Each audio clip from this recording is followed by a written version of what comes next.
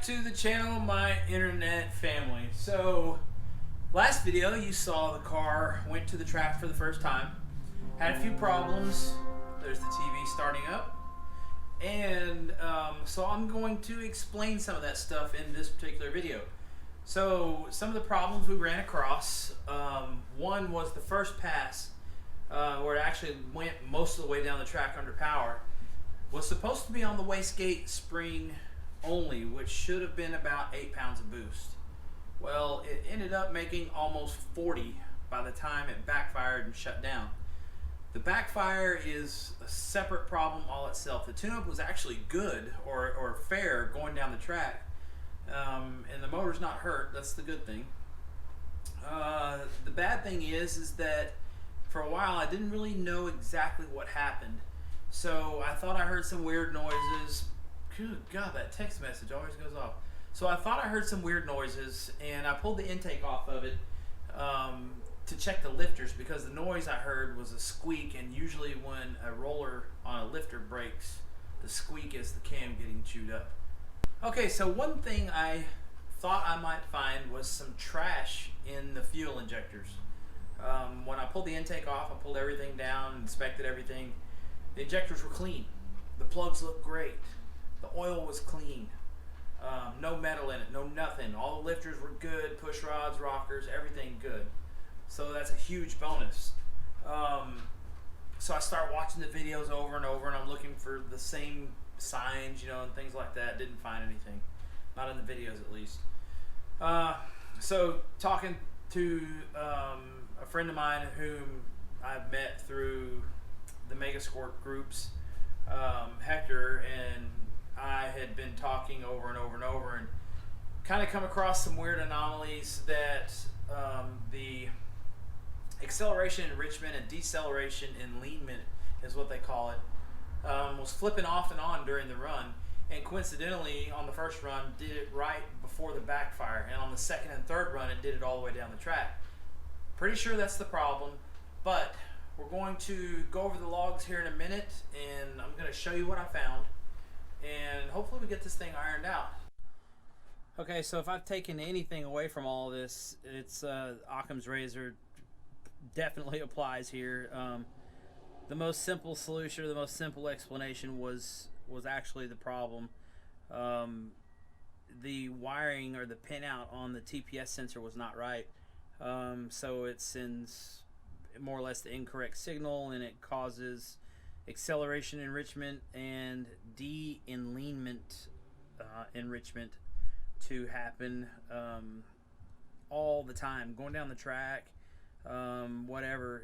I think I showed you earlier in the video, the TPS signal oscillates really bad, and when it does that, the TPS dot, or the rate of change, is all over the place, and it's applying acceleration enrichment and de-enleanment, the word used in the instructions. So screws up the air fuel, car runs bad, blah blah blah, and you get the problems like we had in the first video.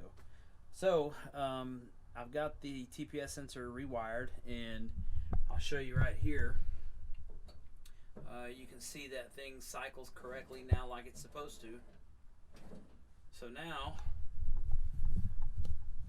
let's start it up and see what it sounds like.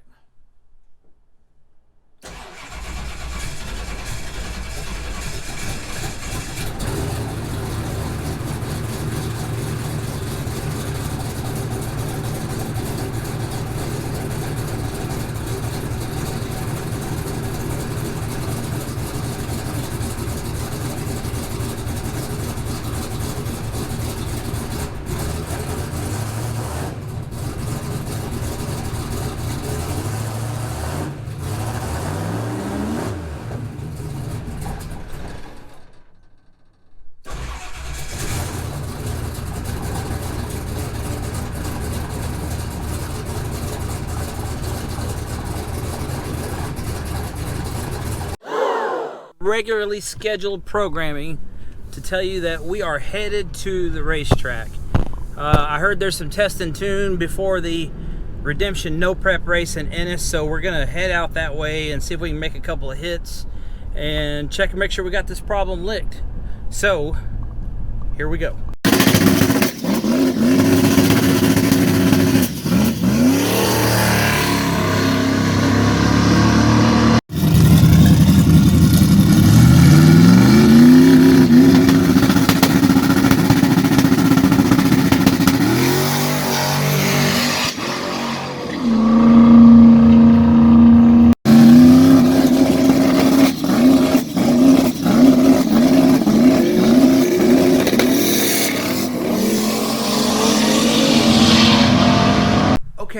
what you saw there on those 3 passes, I'll give it to you in chronological order. First pass was dead rich. Why? Because the car hadn't ever seen that low of boost for that length of time. The boost creep is better than it was last week. Now, what I didn't do on the first pass is I didn't hit the data log button, so I hit the data log on the way back down the return road, stabbed the gas for a second, and got a short little blast of full throttle. So all I could do was kind of guess the direction in which the engine was going to traverse through the fuel table. Second pass, since I guessed, then I actually leaned it out a little bit too much in the upper RPM, so it popped once and I let off the gas and didn't hurt it or anything like that. And third pass, I go to load the tune-up and I get a corrupt file error, and I can only assume that that was the problem. And the other part of that is that it probably had a pretty serious air leak in the cold pipe that I showed you earlier in the video that had damage in it. The reason I say that is because it only showed about 6 pounds of boost through that whole time I was in the gas, and it never really climbed above that. So yeah, that's that. So okay, so I got the front off of the car and I'm going to show you what happened, but first I'm going to explain a couple of things. So the first time we took the car to the track, it had a boost creep problem, which I had mentioned earlier. The second time we took the car to the track, it had another boost creep problem. So the first time we went, it had 2 problems in one that were contributing to the near 40 pounds of boost that it made. The second time we went to the track, which is the clips that you just looked at, it had a boost creep problem that was much less, but still a problem. So on the first outing, it got to about 36 pounds of boost. It leaned out enough to the point where it backfired. I thought it had something to do with that throttle position or the acceleration enrichment flipping off and on like that, but I don't think it did.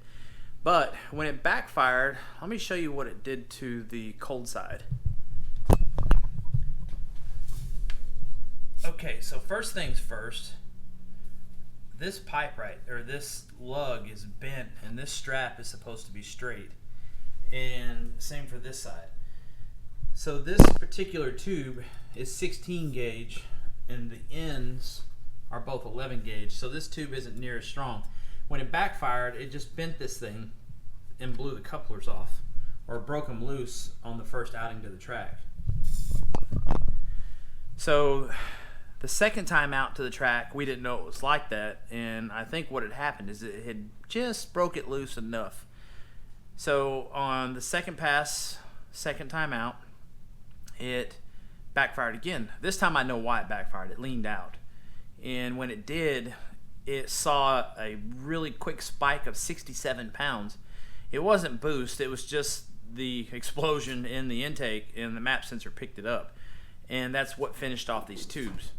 So we're going to straighten the tubes out, fix them up, and rearrange it a little differently. We're also going to change the wastegate placement. And let's get under the car and take a look at that. Okay, so what you're looking at is the wastegate tubes, and with no wastegates on them, of course. Now, the first problem we had with the boost creep was this hose that goes to the top of the wastegates was leaking. So what you're looking at is from the ground looking up towards the boost controller solenoids. And what happened was apparently the increase solenoid was leaking,